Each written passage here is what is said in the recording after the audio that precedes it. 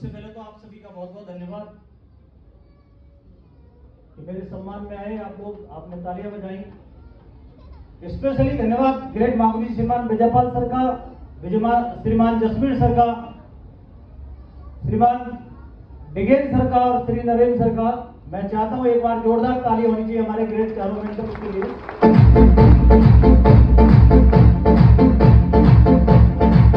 Thank you very much. मेरा नाम सुमित शर्मा है। अलीगढ़ के पास में एक कस्बा लगता बरौली, वहां का रहने वाला हूं। किसान परिवार से हूं। साथ ही जब मैं इस बिजनेस में आया था तो मैं स्टूडेंट था। एजुकेशन मैंने एमएससी किया मैथ से, और मैं इलाहाबाद में रहकर के सिविल सर्विस की तैयारी कर रहा था।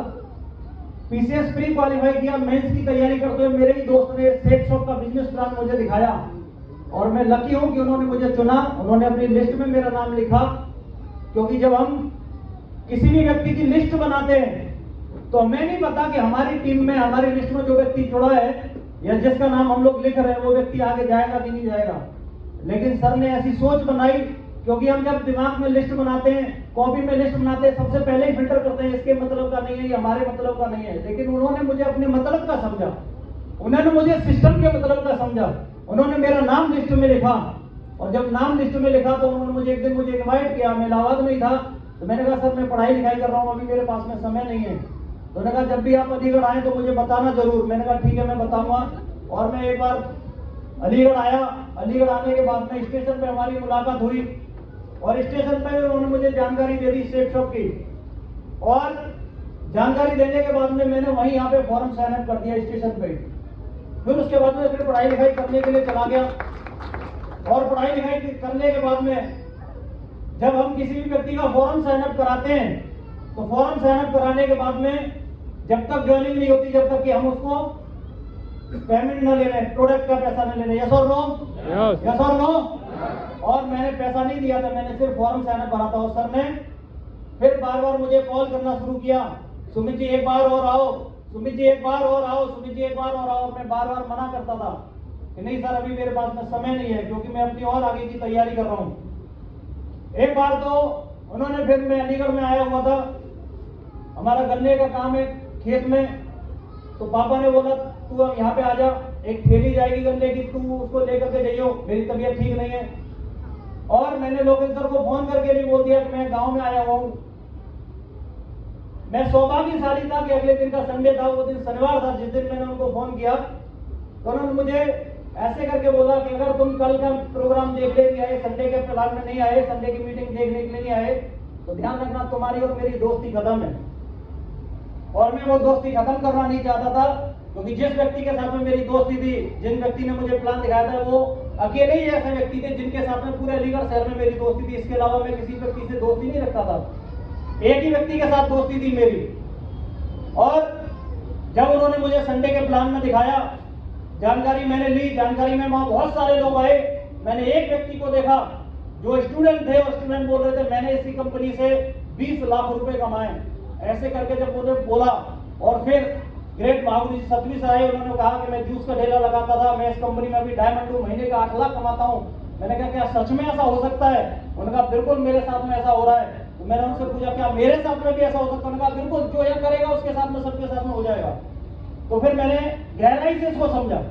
अब गहराई से समझने के बाद में फिर प्रोडक्ट देने के लिए पैसे की बात आती है। यस और नो? यस और नो? तो पैसे की बात आई तो मैं तो स्टूडेंट ही था, और पिताजी के पैसे के ऊपर काम चल रहा था। पापा से जब भी पैसा मांगता था, 1000 रुपए मांगता तो 500 रुपए मिलते थे। किसान परिवार से 2000 मांगता तो 1000 ही मिलते थे। कभी बेटा इससे चला ले, अगले हफ्ते दे देंगे, अगले 15 दिन के बाद में दे देंगे, आएगा पैसा आएगा तो वहां से ऐसे करके मैनेज होगा तब देंगे हम आपको। और मैंने पिताजी से बोला पापा मुझे पैसे दे दो, मुझे ऐसे करके एक सेट शॉप कंपनी ज्वाइन करनी है, 10,000 रुपए की जरूरत है। पापा बोले फालतू के काम है, ऐसे कामों में कुछ होता नहीं है। क्योंकि उनकी भी गलती नहीं थी, उन्होंने 2007 में किसी कंपनी में, आरसीएम कंपनी में पैसा लगाया था, काम ही नहीं किया, कुछ होगा ही नहीं। उन्होंने मना कर दिया। लेकिन बिजनेस प्लान मैंने देखा था, सिस्टम को मैंने देखा था, लोगों को पैसे कमाते हुए मैंने देखा था। दिमाग में मेरे में ये वाली बात घर कर गई थी कि सुमित अगर इसमें काम नहीं किया, तेरा जो ड्रीम है, तेरे जो सपने हैं, वो सपने कैसे पूरे होंगे? तू नौकरी की बात करता है, नौकरी तेरी लगेगी कि नहीं लगेगी कोई गारंटी थोड़ी है। क्यों? उससे पहले मैं सिविल सर्विस की तैयारी जरूर करा था। उससे पहले मैं आपको बताऊं, मैंने एसएससी सीजीएल क्वालिफाई किया है। लास्ट के मेरिट लिस्ट जो होती है मैं उसमें से वापस रिटर्न होकर के आया हूं। मैंने 2013 में आईटीबीपी एसआई टेस्ट दिया है, फिजिकल दिया, फर्स्ट जो प्री होता है वो भी दिया, मेंस भी दिया, इंटरव्यू दिया। मैं उसमें भी जो हमारी मेडल लिस्ट होती है उसमें से भी बाहर होकर आया हूँ। तो मुझे पता लगा कहीं ऐसा ना हो कि मैं यहाँ पे तो तैयारी कर रहा हूँ, मेरे हाथ में मेरा मेहनत है, मेरे हाथ में रिजल्ट नहीं है, मेरे हाथ में बाकी की चीज नहीं है। मैंने कहा चलो एक बार करके देखते हैं। मैं उन स्टूडेंट में नहीं हूं जो 2 साल 4 साल 10 साल 20 साल से सिर्फ तैयारी कर रहा और कुछ नहीं कर रहे। दिमाग खोल करके मैंने सबसे पहले इसको समझा और समझने के बाद में फिर मैंने डिसीजन लिया। और बात आई पैसे की तो मैं अपने दोस्तों से लिया। बता रहे थे सर कि 10,000 रुपए की जरूरत पड़ेगी। मेरा जो प्रोडक्ट का अमाउंट बैठा था 10,080 रुपए का बैठा था। तो मैंने क्या किया, अपने 20 दोस्तों का नाम लिखा और सबसे 1-1 हजार रुपए की डिमांड करी, किसी को 2,000 की डिमांड करी। तो जैसे मेरा कोई दोस्त है, मैंने उससे भाई मुझे पैसे की जरूरत है, तेरे पास कुछ पैसे हैं क्या? उन्होंने कहा मेरे कितने चाहिए? मैंने कहा 2,000 दे दे। मैंने 2,000 तो नहीं, मेरे पास तो 700 ही है। मैंने कहा तू 700 दे। अब तक 10,000 की व्यवस्था कर रहा था, अब 10,000 की नहीं करनी पड़ेगी, अब 9,300 रुपए की व्यवस्था करनी पड़ेगी। ऐसे करके अगले ही शाम को, सोमवार की शाम को मैंने लोकेश सर को फोन किया कि सर मैंने लोकेश भाई बोलता था, सर तो अभी बोलते हैं कि मैंने पेमेंट की व्यवस्था कर ली है, पैसा लेने के लिए आ जाओ। उन्होंने किसी व्यक्ति के साथ में आए और आने के बाद में पेमेंट से मेरी आईडी लगाई और आईडी लगाने के बाद में फिर मेरे साथ में मेरी लिस्ट बनवाई, काम करना शुरू किया। अब मेरे पिताजी को पता चल गया कि मैंने कंपनी ज्वाइन कर ली है। पंगा शुरू हो गया वहीं से।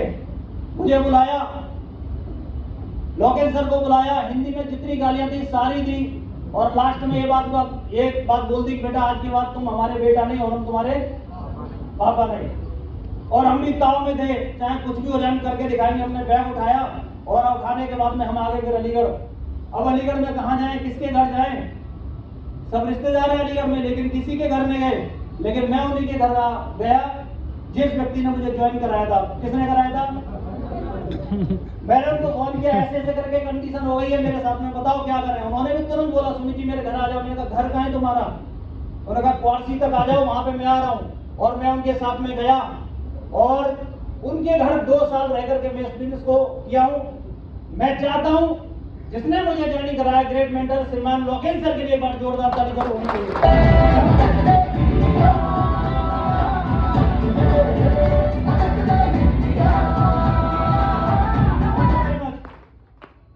एक दिन हम लोग प्लान दिखाने के लिए अपने चाचा जी के घर गए, बैंक में मैनेजर हैं और जानकारी उन्होंने ली बढ़िया तरीके से। वेन्यू में आए थे, फॉर्म साइन अप कर दिया। फॉर्म साइन अप करने के बाद में आए, जानकारी ले ली मार्केट में जाकर के, भाई साहब सेठ के बारे में जानकारी दे दी है, कैसी कंपनी है। सर कुमार जी उसके बारे में बात नहीं करना, चाहे सबके बारे में बात कर लेना। और हम शाम को जब उनका फॉलोअप करने के लिए गए, उन्होंने जो भी बात सुनाई वो तो अलग ही रही। मुझे कम सुनाया, लोकेश सर को ज्यादा सुनाया उन्होंने। और उन्होंने ये बोल दिया तू तो अपनी जिंदगी खराब कर ही रहा है, ये तो लड़का अधिकारी बन जाएगा, ये पढ़ा लिखा है, अच्छा है, इसका दिमाग खराब क्यों कर रहा है? इन कंपनियों में कुछ होने वाला नहीं है। और मैंने एक ही बात करी, मेरे चाचा जी कुछ हो ना हो, किसी के साथ हो ना हो, मैं अपनी आंखों से देख करके आया हूँ। किसी के साथ, किसी एक के साथ होगा तो मैं मेहनत कर सकता हूँ, उसमें मेरे साथ जरूर होगा। और उसके बाद में दोस्तों मैं उनके घर आज तक नहीं गया, आज रूबी बन गया, मैं आज तक उनके घर नहीं गया। मैंने कहा चाहे कुछ भी हो जाए, आपने मुझसे मना किया था, आप मना कर देते, उल्टा सीधा क्यों बोला आपने? आप सिस्टम के लिए मना कर देते, भाई मैं नहीं जोड़ूंगा, उल्टा सीधा क्यों बोला? मुझे दिल पर लग गई उनकी बात, मैं आज तक नहीं गया उनके घर। और उसके बाद में मैंने काम करना शुरू किया। 2 साल तक मैं लोकेश सर के घर पे रहा, दमदार तरीके से काम किया। मुझे फर्क नहीं पड़ा कितने लोगों ने ना किया, मुझे फर्क नहीं पड़ा कितने लोगों ने हाँ किया। मेरे अपलाइन ने मुझे जो बोला मैंने उनकी बातों को अमल किया, चाहे सामने से समझाया, चाहे उन्होंने बोला किताब पढ़नी है तो मैंने किताब पढ़ी, उन्होंने बोला ट्रेनिंग में आना है तो मैंने आया। और आज तक का रिकॉर्ड है, अगर मैं अलीगढ़ में हूं, अगर मैं ठीक ठाक हूं तो ऐसा हुआ नहीं कि मैंने कभी भी बहाना मारा हो। मैंने आज तक किसी भी कंडीशन में बहाना नहीं मारा। मैंने सबसे पहले प्राथमिकता सेफ सब को रखा, क्योंकि ये मेरा कैरियर है। मैंने कभी अपने परिवार को नहीं देखा, कभी शादी को नहीं देखा। बहुत सारे लोग बोलते हैं सर हमारे घर में तो शादी है, मेरे घर में भी बहुत सारी शादियां हो गई, मैं नहीं गया उनकी शादियों में। मैंने सिर्फ सिस्टम को प्राथमिकता में रखा और सिस्टम को प्राथमिकता पर रखा। मैंने अपनी अपलाइन की बातों को माना। अपलाइन ने बोला वीडियो सुननी है तो मैंने वीडियो सुनी। मैंने कभी अपलाइन की बात, मेरी हिम्मत ही नहीं होती अपलाइन की बात काट दूं मैं। उन्होंने बोला किताब पढ़नी है तो फिर मैंने किताब पढ़ी। उन्होंने बोला ट्रेनिंग में आना है तो फिर मैं ट्रेनिंग में आया, उन्होंने बोला मीटिंग में आना है तो मैं मीटिंग में आया। उन्होंने जो जो बातें बोली मैंने सारी की सारी की, जैसे जैसे उन्होंने बोला वैसे वैसे मैंने किया, और जैसे जैसे उन्होंने बोला वैसे वैसे मैं किया, और करने के बाद में उसका एक फायदा मुझे मिला। जानना चाहते हो? जानना चाहते हो? बिल्कुल। आज मैं आपके सामने रूबी बन के खड़ा हूं, ये फायदा मुझे मिल गया।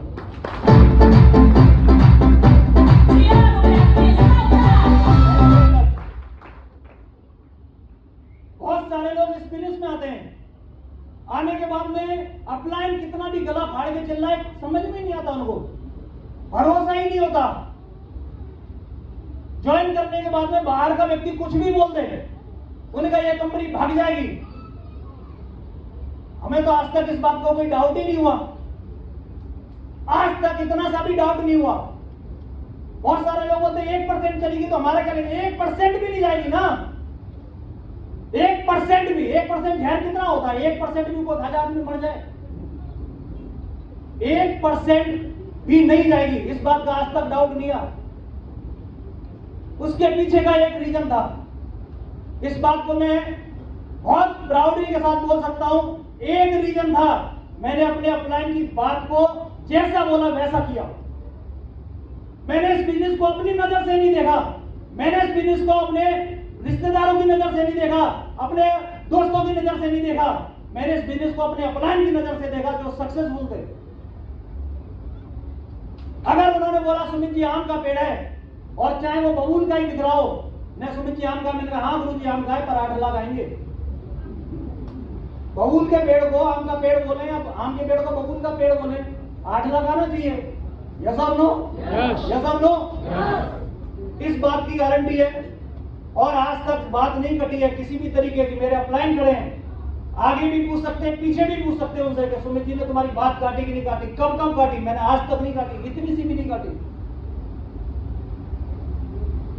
कितने सारे चैलेंज नहीं आए, पैसा नहीं था, पैसे की व्यवस्था करी, क्योंकि पिताजी ने तो पैसा दिया ही नहीं होगा, जब ज्वाइन करने के लिए नहीं दिया तो बाकी की चीजों के लिए कहां से दिया होगा। हर तरीके से ये सारे के सारे चैलेंज आए, लेकिन उसके पीछे का एक लक्ष्य था, एक पर्पस था कि भाई इस बिजनेस को डेवलप करना है, किसी भी हद तक जाकर के डेवलप करना है। बहुत सारे लोग आते हैं, थोड़े से चलते हैं, फिर उसके बाद छोड़ देते हैं, उसका क्या होने वाला है, और फिर बोलते हैं कंपनी खराब है, सिस्टम खराब है, उससे तो कुछ होने वाला नहीं है।